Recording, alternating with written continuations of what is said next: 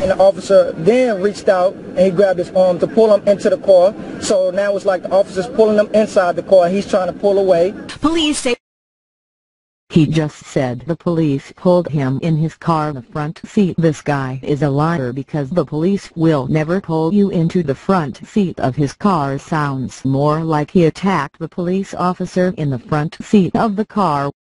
After the police officer then reached out and he grabbed his arm to pull him into the car.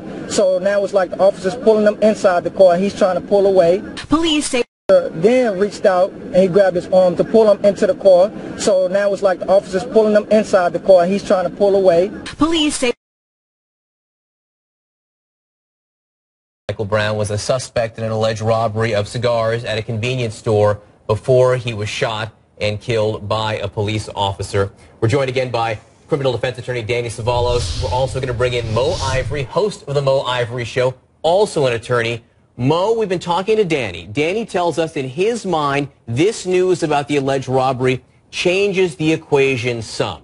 It would give the police probable cause to stop Micheal Brown, and if he was fleeing after an altercation with the officer, as the police now allege, it would give the police legally reason, Danny says, to shoot that young man in the back. What do you make of that?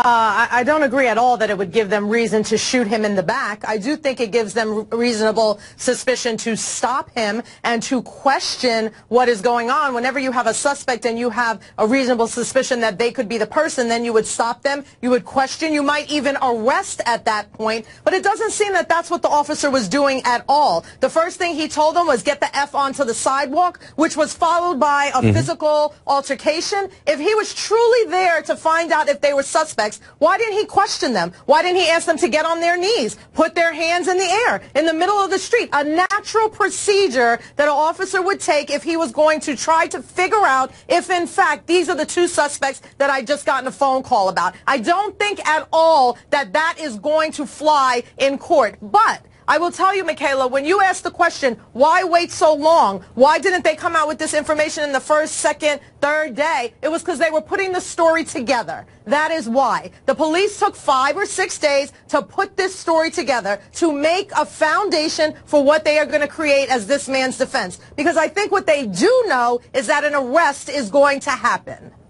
An arrest of the officer. Absolutely. So, Danny, to this notion that I can't seem to get away from, does the punishment fit the crime? I mean, you talk about the fact that this was a big young man, and if it was indeed him seen on this footage, he was stealing, he was shoplifting, essentially, and he might have pushed somebody around in the store. He then ends up dead on the street. And I think a lot of people in the community, certainly in Jefferson, are having a hard time connecting those dots, saying, you know, police might have been right to stop him if this was indeed a suspect in this robbery. But at the end of the day, the young man's dead for stealing cigars. Yeah, well, look at everyone. Yeah, look at our analysis. It's a little flawed. I mean, you yourself said the word shoplifting, but if you shove people, that becomes robbery, and that becomes a crime of violence. And Mo's analysis is certainly interesting, but it isn't the law.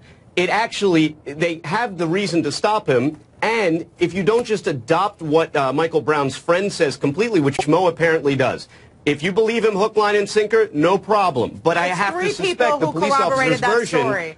Hold on. The police officer's version is going to not be that he said, get the F off the sidewalk. Actually, it's completely inconsistent with a police officer following up on probable cause that a robbery has occurred. What I suspect we'll hear is that the police officer stopping them, just as Mo indicated they should, investigating, and if an altercation resulted, and if the officer was actually threatened with serious bodily harm, then it changes the analysis, and the officer becomes authorized to use deadly force. These are all rules that we've known for.